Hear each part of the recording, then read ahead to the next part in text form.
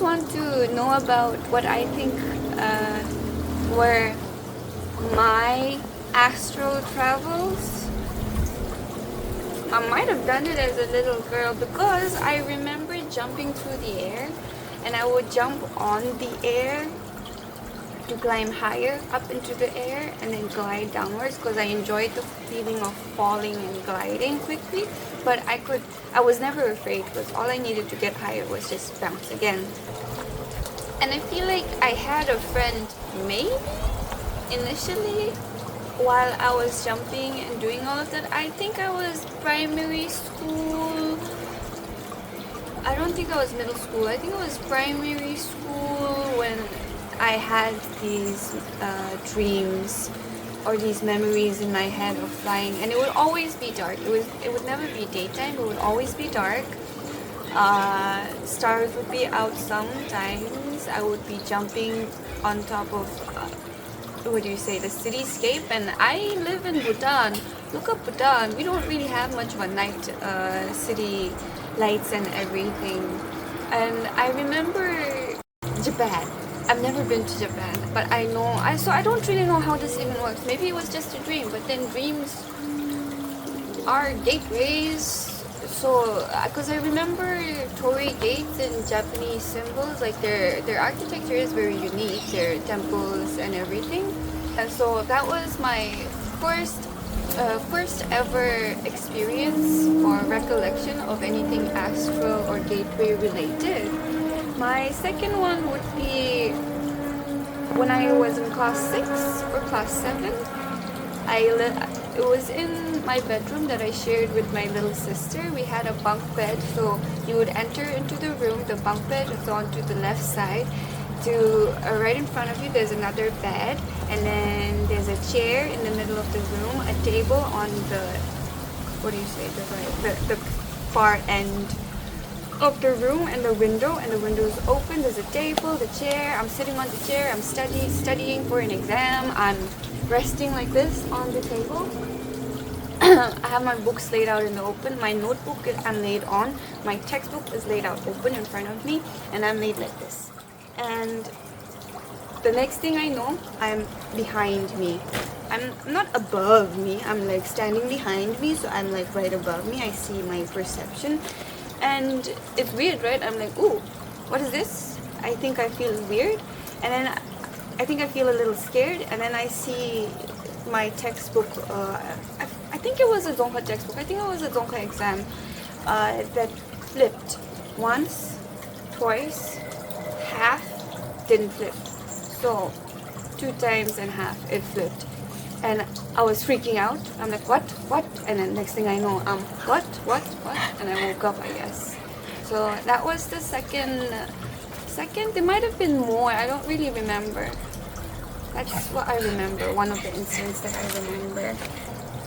And then something happened in class 11, grade 11, when I was in boarding school in Punakha.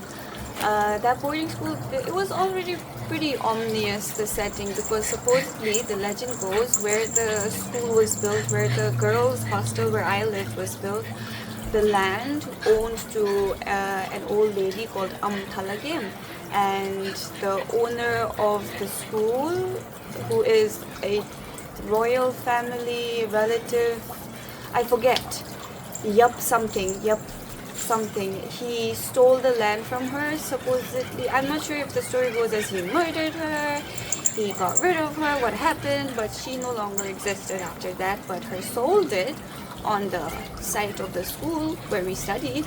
And sometimes girls would see it, hear things. And I did see some things when I was with some other friends. I had a friend who was now I realize, very spiritual, already very highly attuned to spirits and energies and everything. Her bed would shake when she was sleeping, like it would shake, and other friends would sleep with her and still it would shake. She would move to another friend's bed and that bed.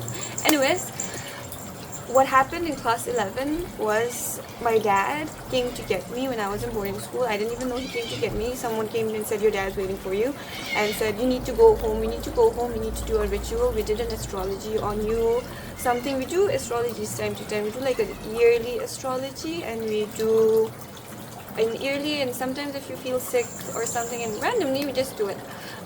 So they did one and something was following me, and so dad took me home. I don't even remember, I don't even think we took my little sister who was in the school with me at the same time together with me. I feel like dad just took me. I don't remember. Got home, did a ritual where they made a little deer, female deer, out of dough. I think they're dough out of cooked rice, white rice, and they put it in a bowl of milk. And I'm not sure if it was another different bowl of milk, or if it was the same bowl of milk that had different stones in it, black and white stones, right? And they made me pick stones from it, and I picked. I do not remember. I have asked mother. She has yet to respond when I make this video. I've picked some amount of stones, 2 or 1 black stone and 2 or 1 white stone, and it's not really a good sign, but it's not a bad sign, right? And I have this jade thingy that I have on my neck ever since. I've never taken it off since class 11, and I was 16 back then, so I've had it on a decade, over a decade-ish, perhaps.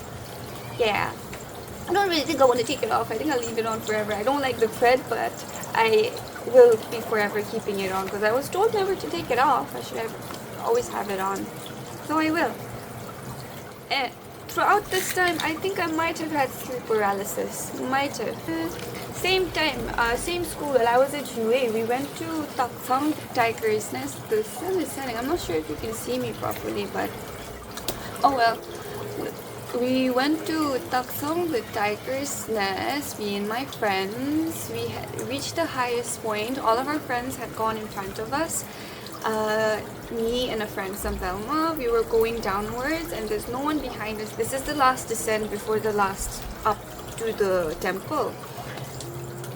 Descending, there's no one behind, no other tourists or walkers, trekkers, anyone. All of our friends are in front. And behind me, I hear, Tashi!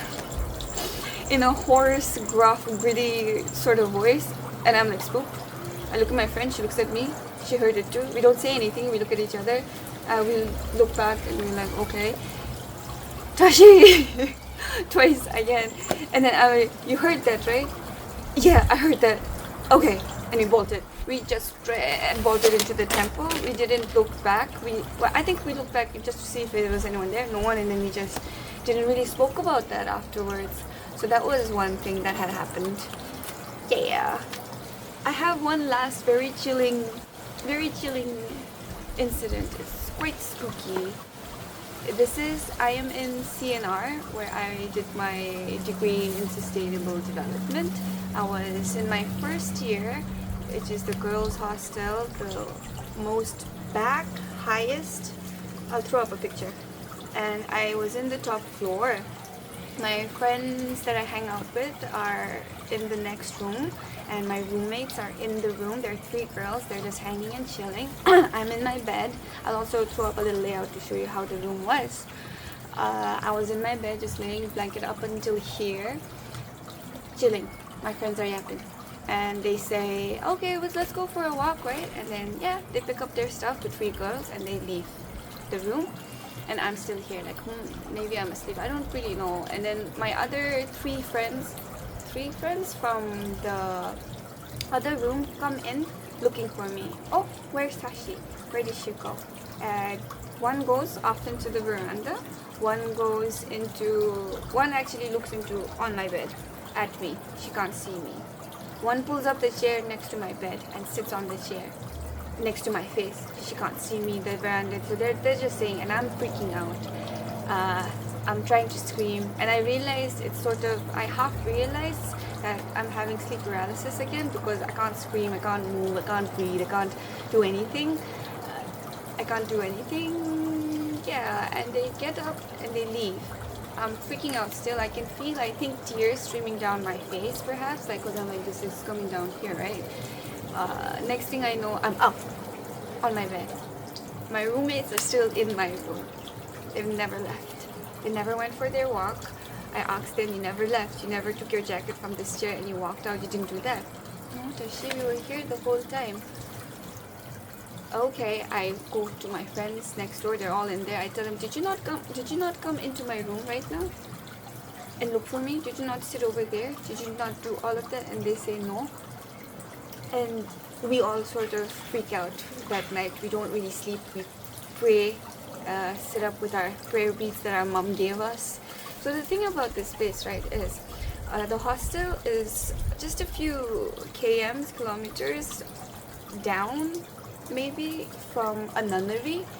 And supposedly, when I told this incident to my seniors, they told me that there is something behind there. And I like my, what do you say, my lung activities, the Snoopy dog, and maybe it might have upset them. That's what they told me. And maybe it did, but then I didn't really stop, and it didn't bother me afterwards. I don't know how I really got over it, but I guess just life just went on. I never paid heed to it. Come the end of 2024 and I find the gateway. My friend Lexong did tell me about this before. She's all into this. I want to have a deep heart-to-heart with her again about all these connections I'm making. I don't know where I was going, but it's getting dark. I will end it at that. The next videos would be me doing the meditations. I will be listening to Rob, the exercises on a headphone, and I'll record myself doing these experiences, and it'll be 5 minutes of me telling you like little journal entry, video journal diary entry about how I felt, what happened. And you can do the exercises as you watch me do it, because I will overlay it exactly with what I found on the Internet Archives with the exercise guided voice audio and everything, so you could do it as well. Yeah, thanks for watching, like and subscribe. Until next time. Blue, green, all.